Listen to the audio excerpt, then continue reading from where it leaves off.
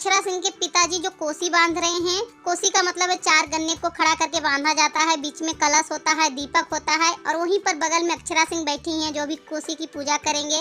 कुछ लोग छठ घाट पर भी कोसी भरते हैं, कोसी की पूजा करते हैं, तो कुछ लोग अपने घर पर ही कोसी भरते हैं, कोसी की पूजा करते हैं। अक्षरा सिंह का ये संध्या आरग के बाद की वीडियो है। जी हाँ, रात को अपने घर के छत पर ही अक्षरा सिंह कोसी बांध रही हैं, कोसी की पूजा कर रही हैं। घर पर भी कर सकते हैं कोसी की पूजा और छठ घाट पर भी कर सकते हैं। और गोल्डन साड़ी में बहुत ही प्यारी लग रही हैं। संध्या अर्घ होने के बाद अक्षरा सिंह ने कपड़े उपड़े चेंज कर अगेन तैयार होकर कोसी भरी हैं और बाद में वो भजन कीर्तन का अटेंड भी करेंगी, शो भी अटेंड करेंगी, जो भी आप लोगों को मैं वीडियो दिखाती हूँ। बहुत ही हिम्मत वाली लड़की है यार, बहुत ही प्यारी मुस्कुराहट है इनकी, है ना। देखो कितनी खूबसूरत लग रही है ना।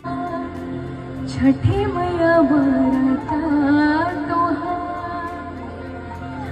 करिहा क्षमा छठी मैया।